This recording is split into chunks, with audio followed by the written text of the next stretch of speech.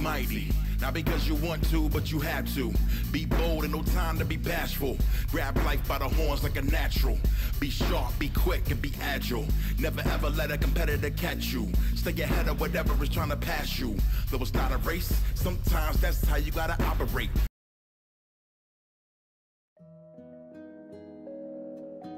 Hello. Welcome. My name is Samuel Ray, also known in some circles as Dr. Sam, or you can just call me Sam. Whatever works. So this is a new segment that I just recently decided to start doing. I'm calling it currently the Morning Boot Up. So it's going to be just an occasional thing I do, maybe weekly, where I just sit down and talk about whatever is on my mind at the moment. I've got my breakfast. It's scrambled eggs in a spinach wrap, and I got my coffee in the custom mug my girlfriend gave me. She's really quite sweet. And she knows that I can't really do too much in-depth thinking before I have my coffee in the morning. So she got me something that I would be able to make use of very frequently. So in these, I'll just be sitting down and talking with y'all. And just kind of rambling a little bit about whatever I'm thinking of. While you get to hear how I sound before I'm really rolling for the day.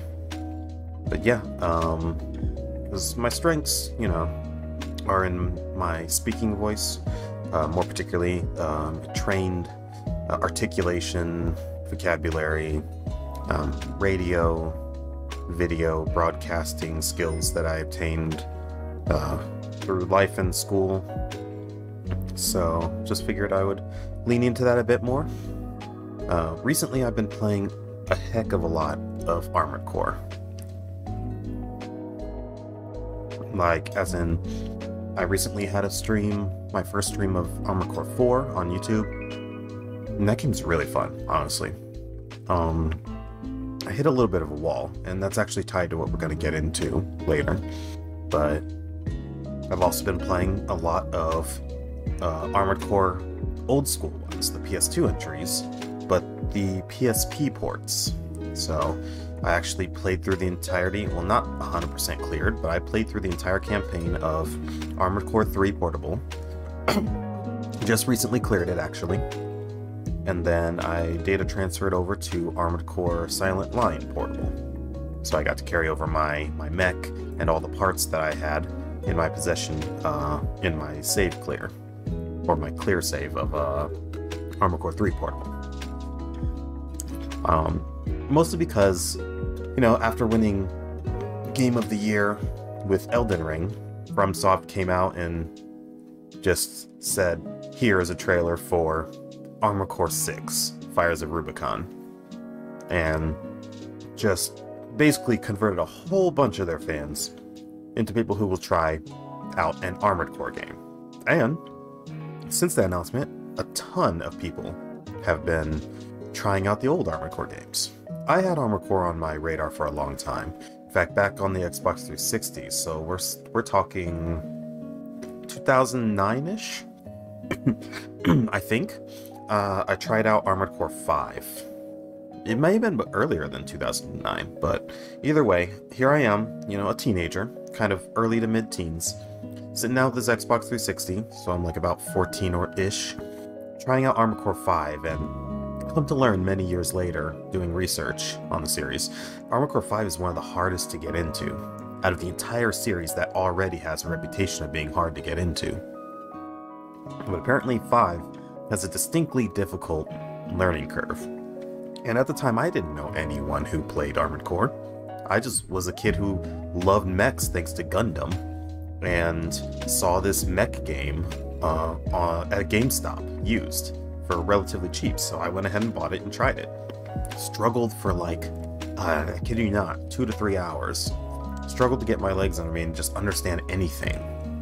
And this was before, all of our cell phones had easy access to the internet and so on. Or at least before my cell phone did. I had a very simple one back in the day. A Nextel, if I remember correctly. It was a brick, but that thing could survive anything. Heck, my childhood best friend his father dropped his Nextel phone in a lake and they were able to fish it out and it rang as soon as they got it out. Those things they don't make them like that anymore. Nowadays, you drop one 3 feet and the whole screen shatters. It's crazy. But, yeah, so here I am trying this game. Didn't have anyone to reference or get advice from, so I just kind of gave up and sold the game back. Got something else. I don't remember exactly what.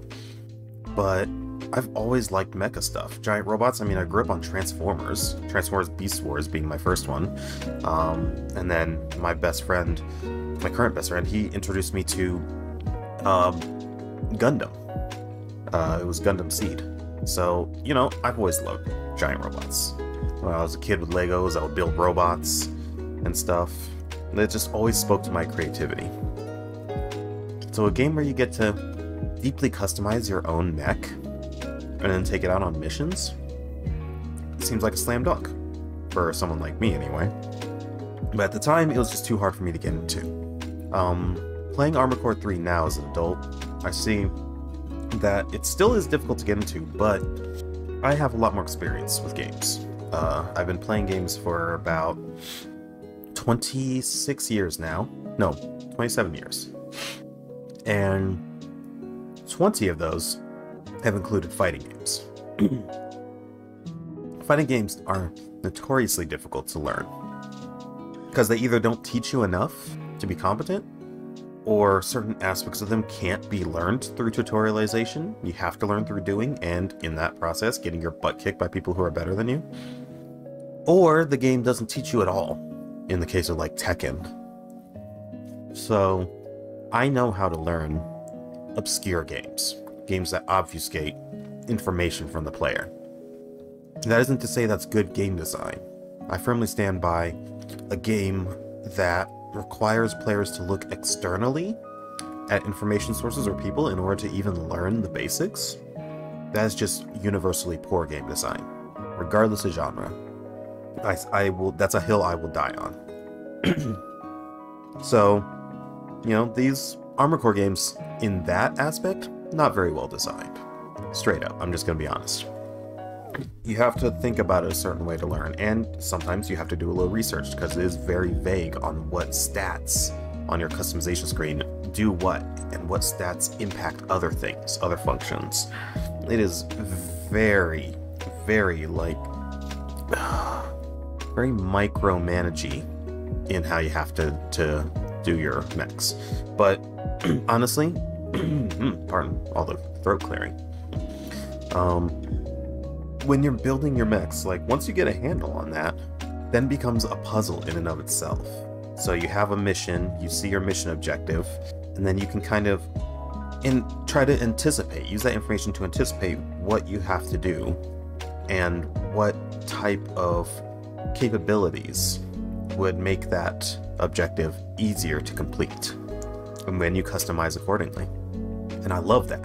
When I was playing Armored Core 4 on stream, I was live and I hit a wall, and it just couldn't beat these 2 missions that were available to me, and I couldn't figure it out. So then I sat down for a second and I started just vocally thinking about it, you know, thinking out loud about how I can approach this mission.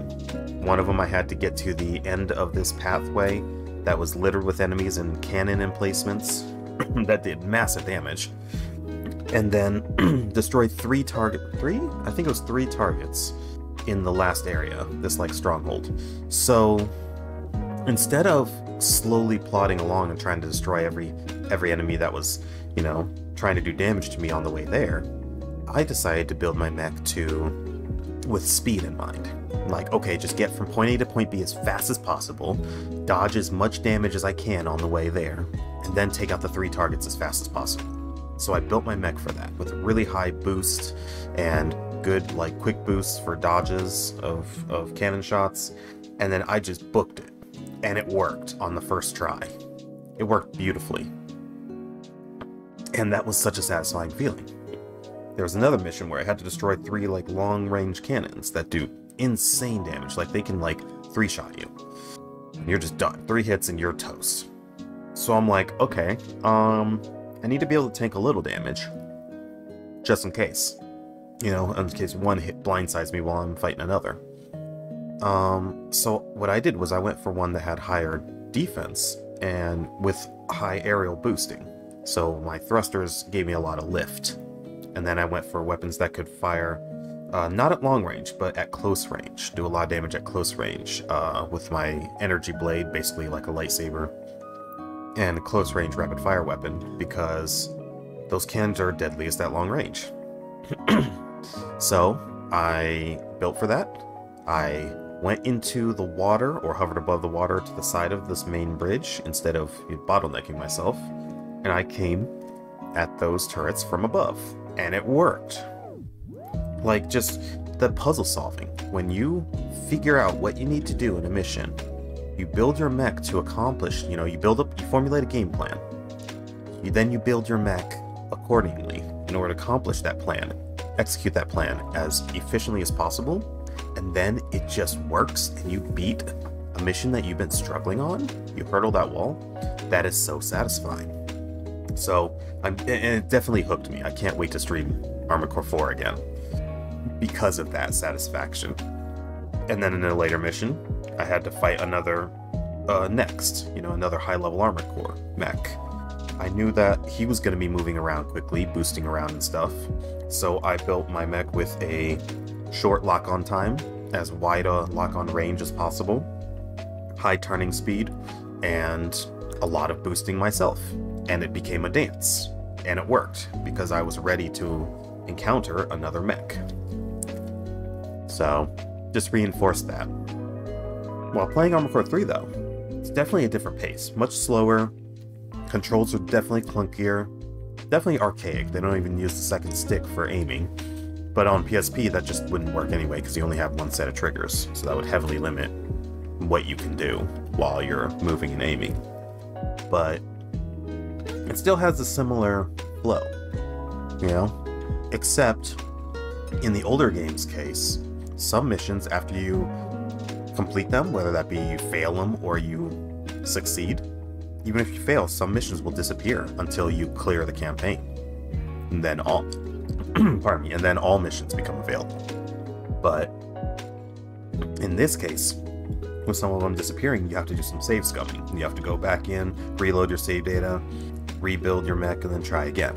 It's definitely a much longer and plodding process. Definitely lacks that quality of life type stuff. Armored Core 4 is so much faster. You fail a mission, it doesn't disappear. You just go right back to the main screen, and then you can just build fast and retry the mission again fast. And that kept it feeling approachable. Armored Core 3, much less so. So you have to definitely abuse reloading your save, having multiple save files, and if you're using some form of emulation, save states, for sure. And I even hit a mission in Armored Core 3 Portable where it was just a hard wall.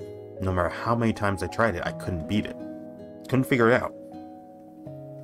Went to the Armored Core Discord, asked for some thoughts, was met with one person who, I'm not going to show out, give any names, but who's that classic, member of a niche community, a small niche, that hates outside perspectives. Doesn't like thoughts of change or people who challenge the design of the thing they love. Anyone who thinks differently than the niche, collective groupthink opinions. I've dealt with plenty of people like that in the fighting game community, though, because I definitely have different preferences in terms of the gameplay mechanics that I like, and my thoughts on how the games should be designed. Of course, in the case of games like Monster Hunter, my thoughts, the things that kept me from enjoying Monster Hunter in the past, were changed in ways that appealed to me in Monster Hunter Rise, and boom, it is the highest selling game of the franchise, or one of, it is, because Monster Hunter World was really the one that became their highest selling and made a lot of the changes that I would have liked. I just never tried it, because the previous 2 or 3 attempts at trying to play Monster Hunter fell flat. But I legit like Monster Hunter by essentially doing things I would have suggested to the developers. It became wildly more successful than it ever was in the past. taking the exact opposite approach to, you know, what these closed-minded niche types would want for stuff like Armored Core or fighting games. So, go figure, right? You embrace the idea of changing things that don't need to stick around, but keeping the core concept of the game alive, you know, the soul of the game, and your game will do better. But that's an aside point, sort of. It's adjacent, because what I was thinking about was change in games. With Armored Core 6 coming out, like, while playing Armored Core 3, I'm definitely seeing where the series earned its reputation of being unapproachable to more people than who like it, and therefore becoming a small niche. A lot like, you know, From Software being the same people who made it, Armored Core, and who made Dark Souls, being a lot like early Dark Souls. And it's when they started taking into account weak points of their design, their game design, and experimenting with new things, that it grows and grows through Dark Souls 2, Dark Souls 3, you know, Bloodborne. Sekiro would be Dark Souls adjacent, and then you get Elden Ring, Game of the Year 2022. And all Elden Ring did to the formula was it enabled more choice, more player agency, rather than hitting a wall that you can't cross, that you just can't break through, and you can't go around, because it's literally the only path forward to progress in the game. And then requiring players to just beat their head against it until they figure out the trick to it, or, you know, the customization for the mech in order to actually complete it, or the way they have to play out the battle in order to conquer it, and just hard stopping the player's progression until they get past this wall, this brick wall. That is going to make more people quit than who persevere, especially in the modern day where there's so many other games to play, some of which being very free and very approachable, actually most being very approachable, and some being free. You can't do that as much anymore. And I think From Software realized that when they designed Elden Ring, by making it open world and allowing players, if they come up to something that they just can't beat at the time, well, for one, providing so many different viable ways to play, allowing the player to choose how they want to play. They already spent the money on your game, let them play how they want, and reward them for it.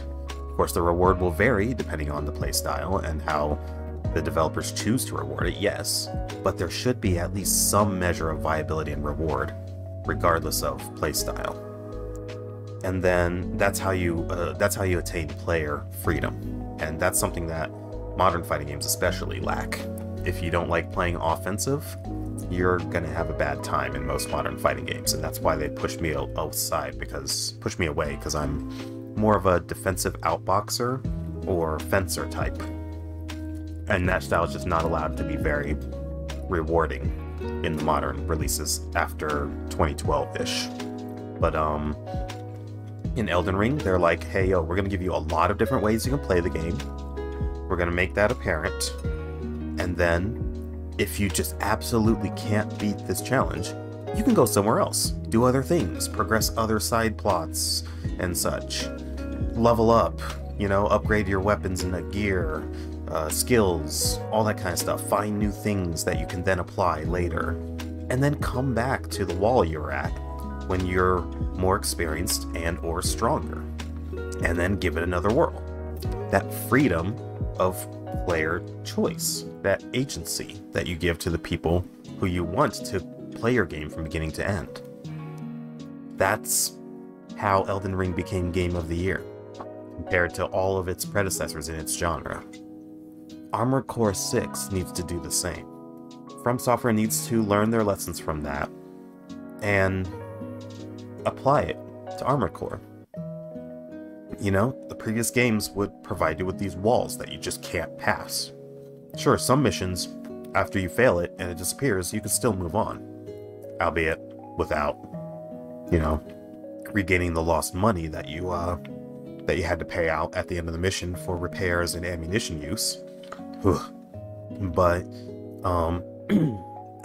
regardless, you can just move forward still. If it's like, okay, I don't think I'm going to be able to complete this mission in this run of the campaign, I'm just going to move on. That's good.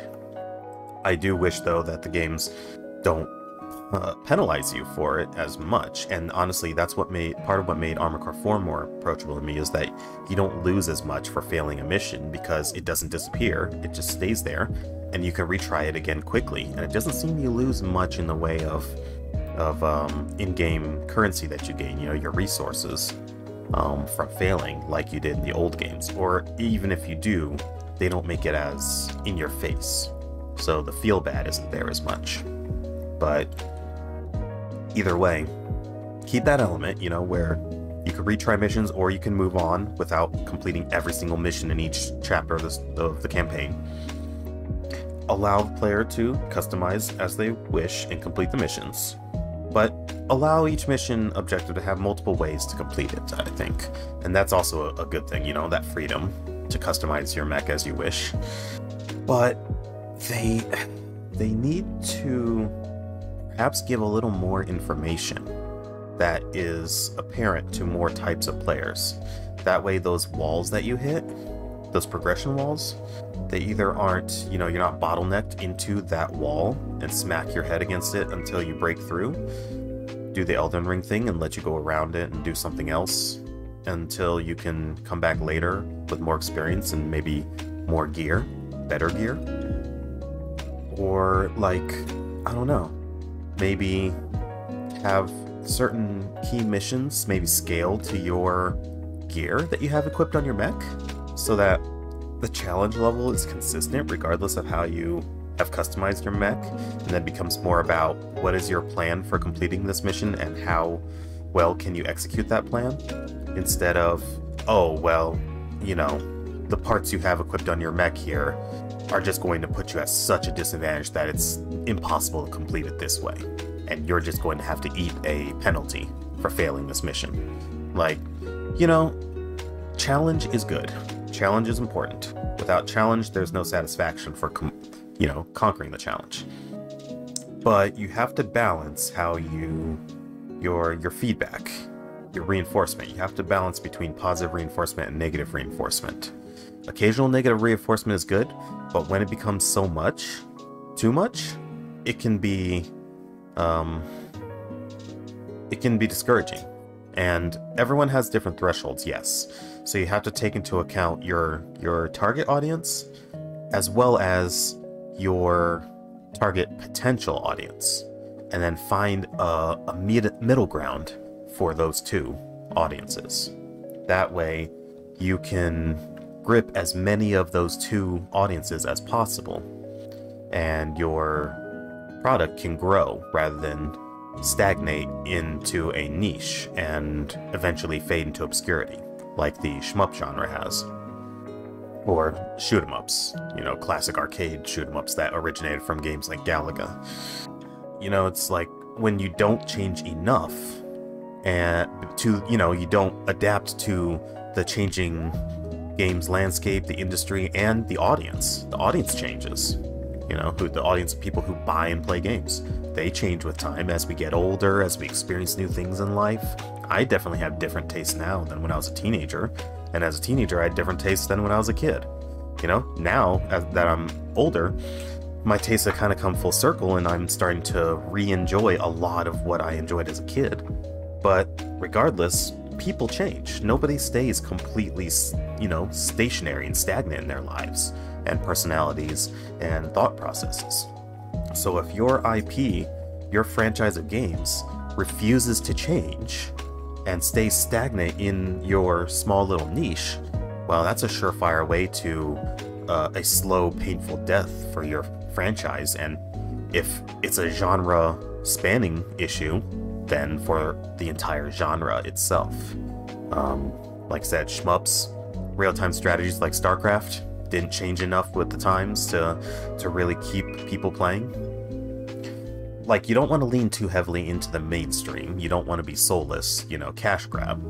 But to not, you know, adapt to change is literally to die as a result of it.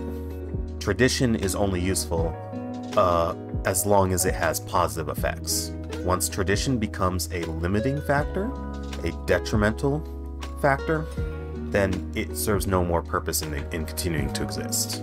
And you need to learn what you need to improve away from that tradition.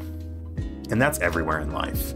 You know, insanity is to try the same thing repeatedly and expect a different outcome.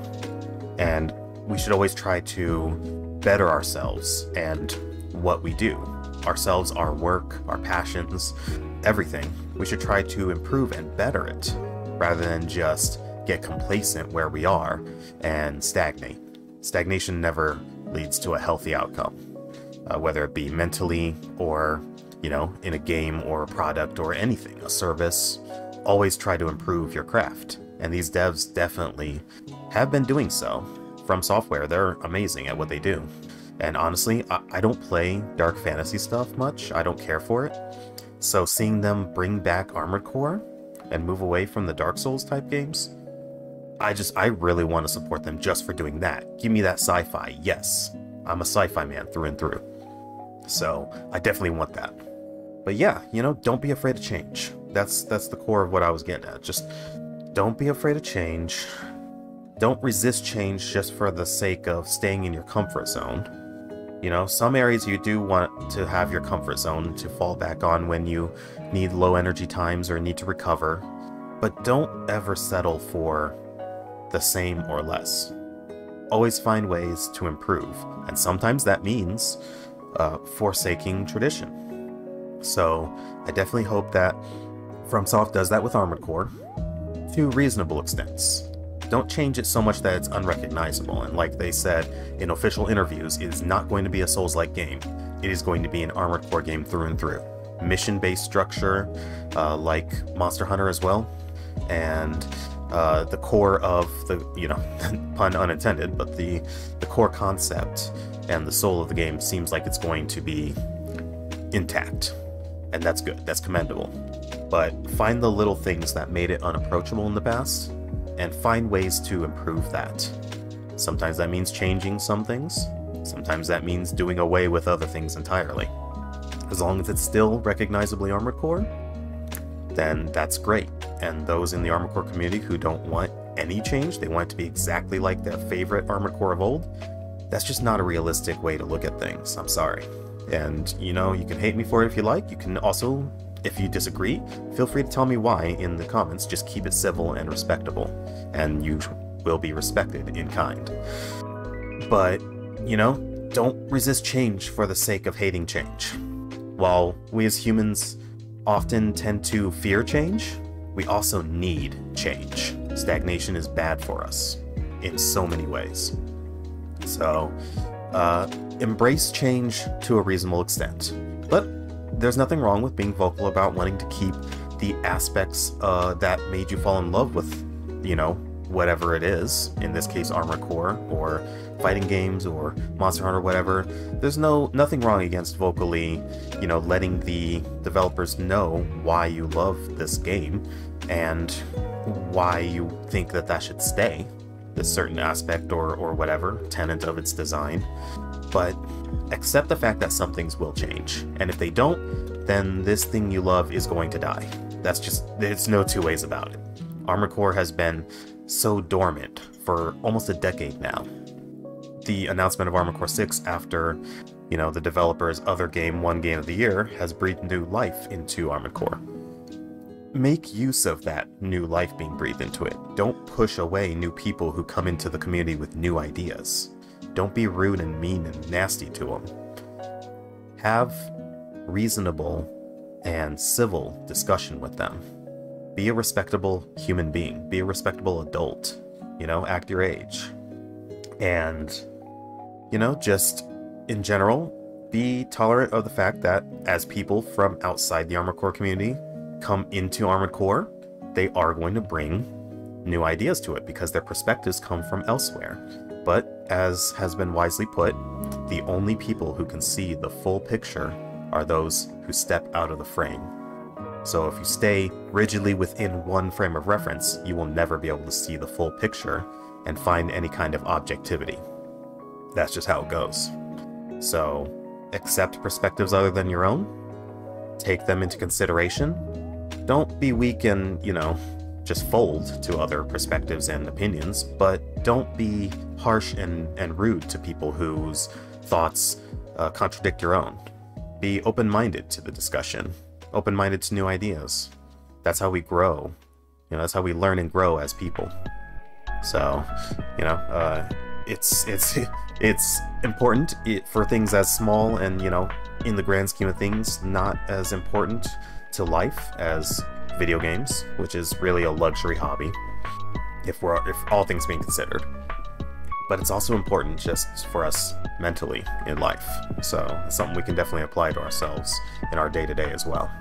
So if you got any food for thought out of this, leave a like and subscribe. You'll be getting more of this for sure. I want to make this a regular thing. So, leaning into my strengths, unscripted discussions, just articulating my thoughts into words, getting them out there.